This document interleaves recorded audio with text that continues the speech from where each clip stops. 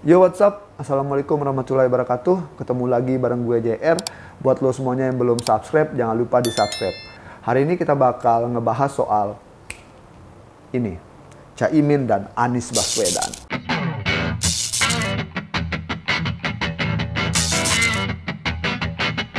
Pertanyaannya sederhana, apakah orang dua ini adalah korban politik? Kenapa gue bilang seperti itu?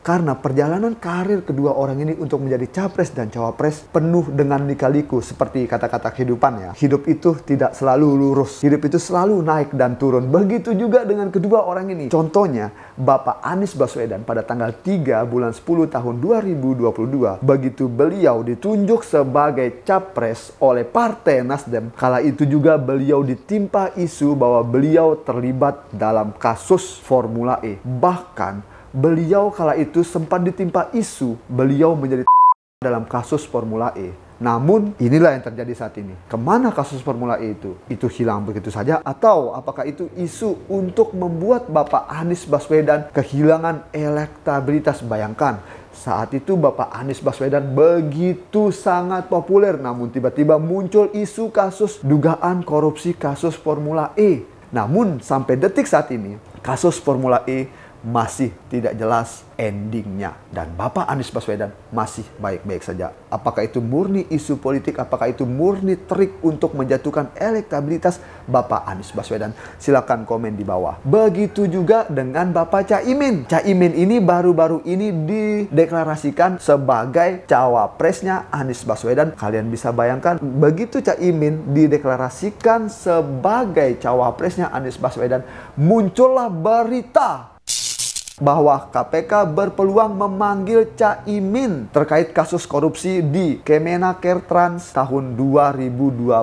Kalian bisa bayangkan, itu adalah kasus tahun 2012. Komisi Pemberantasan Korupsi KPK memiliki peluang untuk memanggil Muhaimin Iskandar atau Caimin terkait dugaan korupsi pengadaan Sistem Proteksi Tenaga Kerja Indonesia TKI di Kementerian Tenaga Kerja dan Transmigrasi, sebab diketahui menjabat sebagai Menteri Tenaga Kerja pada tahun 2012. Itu adalah kasus lama. Dan menariknya, setelah kasus itu mencuat, akhirnya orang-orang Nasdem bereaksi. Hal tersebut saya kutip dari laman detik.com ya. Sama-sama kita baca ya. Judul garis besarnya itu, 6 hal terkait kasus Kemnaker era Caimin diusut KPK bikin Nasdem heran. Kita baca tulisan yang gue bold ya. Nanti gue taruh linknya di deskripsi untuk kalian bisa baca berita selengkapnya, oke? Ketua DPP Partai Nasdem Effendi Hoiri lalu mempertanyakan sikap KPK yang baru mengungkap kasus tersebut sekarang. Dia mengaku heran korupsi yang terjadi di tahun 2012 diungkap di tahun ini. Terlebih di momen Caimin akan deklarasi sebagai cawapres Anies Baswedan. Jadi begini menariknya teman-teman. Jangankan orang-orang Nasdem heran, saya aja heran. Kenapa begitu Caimin mau maju sebagai cawapresnya Bapak Anies Baswedan, kasus ini tiba-tiba muncul? Apakah ada dalang di balik ini semua? Silakan komen. Oke, orang-orang Nasdem heran, gue juga heran. Tapi mari kita coba baca tanggapan dari orang-orang KPK ya. Hal tersebut gue lansir dari laman liputan6.com ya. Nanti lu bisa baca berita selengkapnya di deskripsi ya. Judul garis besarnya itu, KPK, kasus korupsi Kemnaker sudah diusut sebelum deklarasi Anies Caimin. Kata-katanya yang langsung dikutip dengan menggunakan apostrof. Perlu dipahami, jauh sebelum deklarasi itu kami sudah lakukan proses penanganan perkara tersebut. Jauh sebelum hiruk-pikuk persoalan tersebut, ujar Ali dalam keterangannya pada Minggu tanggal 3 bulan 9 tahun 2023. Berarti pihak KPK memberikan klarifikasi setelah deklarasi cawapres Anies Baswedan yang berlangsung pada tanggal 2 bulan 9 tahun 2023. Ya, berarti kasus ini sudah diselidiki jauh-jauh hari kata pihak KPK. Kira-kira apa sih alasannya? Alasannya gue kutip dari Republika. Judulnya itu, alasan KPK buka peluang periksa Muhaimin Iskandar. Nanti kalau kalian mau baca berita selengkapnya nanti ada di link deskripsi ya. Kita baca nih yang udah gue bold aja. Jadi kita tentu melakukan pemeriksaan sesuai dengan tempusnya, waktu kejadiannya, red. Waktu kejadiannya kapan? Jadi kita dapat laporan dan laporan itu ditindaklanjuti, kemudian disesuaikan dengan tempusnya kapan. Kalau kejadiannya tahun itu, ya siapa yang menjabat di tahun itu? Kata Asep di Gedung Merah Putih KPK Jakarta Selatan, Jumat bulan 9 tanggal 1 tahun 2023. Wow, ini sungguh-sungguh menarik sekali ya teman-teman. Kira-kira nih, menurut kalian apakah ini ada aktor intelektual di baliknya? Ataukah benar-benar terlibat dalam kasus PKI ini? Atau ini hanya permainan penuh intrik? Silakan komen di kolom komentar. Sekarang mari kita bahas good news dan bad news-nya terkait dengan adanya pemberitaan ini.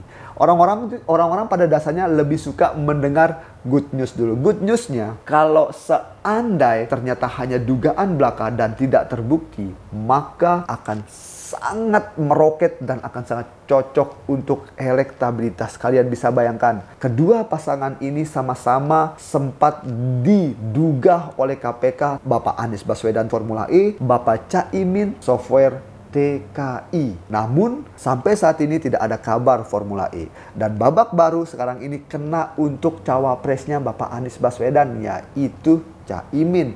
Good news-nya, jika ini tidak terbukti dan ini hanya penyelidikan belaka, maka ini sangat bagus sekali untuk elektabilitas Caimin. Maka Caimin terbukti orang bersih. Itu good news-nya. Lalu apa bad news-nya? Bad news-nya sekaligus bad ending-nya. Kalian bisa bayangkan apa yang akan terjadi jika di detik-detik akhir dugaan KPK itu benar. Kalian bisa bayangkan bagaimana ending dari Anies Baswedan dan Caimin. Otomatis jangankan elektabilitas, saya yakin bad rumor akan semakin berkembang liar. Kalian coba bayangkan jika 1 bulan sebelum pencoblosan Pilpres dilakukan ternyata dugaan KPK itu benar. Coba kalian bayangkan skenario terburuknya. Saya sendiri bahkan tidak berani membayangkan.